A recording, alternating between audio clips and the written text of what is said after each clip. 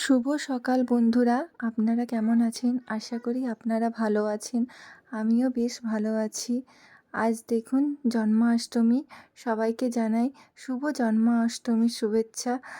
আর দেখুন পুরো কাল রাত থেকে বৃষ্টি পড়ছে। ওয়েদারটা পুরো মেঘলা করে আছে আর প্রচণ্ড বৃষ্টি, কাল রাত থেকে প্রচণ্ড বৃষ্টি। জন্মাষ্টমী বলে কথা, আর জন্মাষ্টমীর দিনে বৃষ্টি হবে না? প্রায় প্রতি বছরই বৃষ্টি হয়। আর এই যে জন্মাষ্টমীর জলখাবারের রান্না, লুচি আর ঘুগনি হয়েছে। আর এদিকে দেখুন খিচুড়ি বসিয়ে দিয়েছি। এটা কিন্তু চালের খিচুড়ি নয়, এটা ডালিয়ার খিচুড়ি। আজ দুপুরে ডালিয়ার খিচুড়ি খাওয়া হবে। তো লুচি তো সবসময় খাওয়া যায় না, লুচি সকালে জলখাবার খেলে পরে আমরা ওই ডালিয়ার খিচুড়ি করে নিয়ে দুপুরে ডালিয়ার খিচুড়ি খাই। লুচিটা মানে বেশি খেলে একটা সেই মানে অম্বল অম্বল লাগে। এই যে আমি জলখাবার নিয়েও বসে গেছি, লুচি ঘুগনি আর চা দিয়ে লুচি খেতে আমার এত ভালো লাগে না, কি বলবো। আপনাদের কাদের কাদের চা দিয়ে লুচি খেতে ভালো লাগে? আর এই যে আমার ছেলের জন্মাষ্টমী সাজগুজের তৈরি হয়ে গেছে। সাজগুজের জন্য সব সাজার জিনিস রেডি করে নিয়েছি।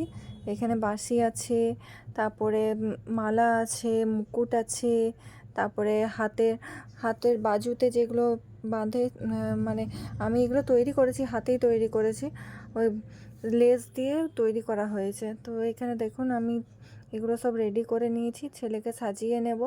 মালা তালা আছে দেখুন। আর দেখুন ছেলেকে আমি কেমন করে তৈরি করছি। আর এই যে ছেলে কিছু বলছে, আপনারা শুনে নিন। তোমাকে লাইক সাবস্ক্রাইব করতে এবং কমেন্ট করে জানাতে হবে কিন্তু। তাহলে আমার ছেলেও বলে দিয়েছে লাইক করতে, সাবস্ক্রাইব করতে।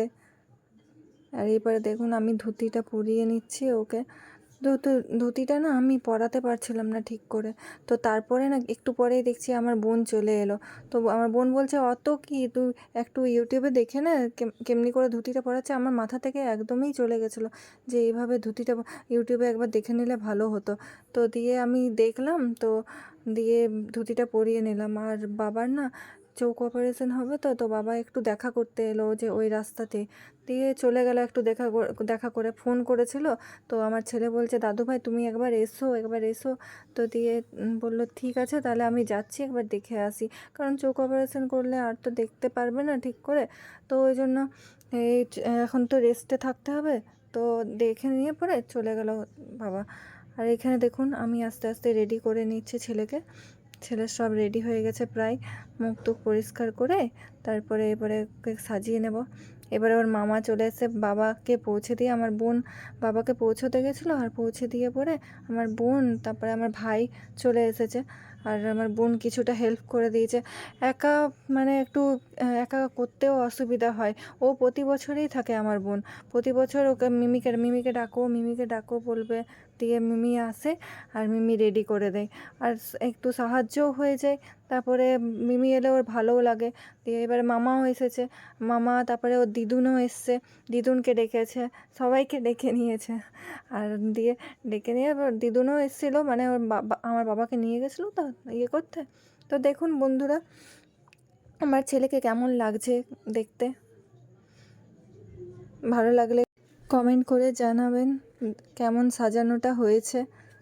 যদি ভালো লাগে তাহলে কমেন্ট করে একটু জানিয়ে দেন।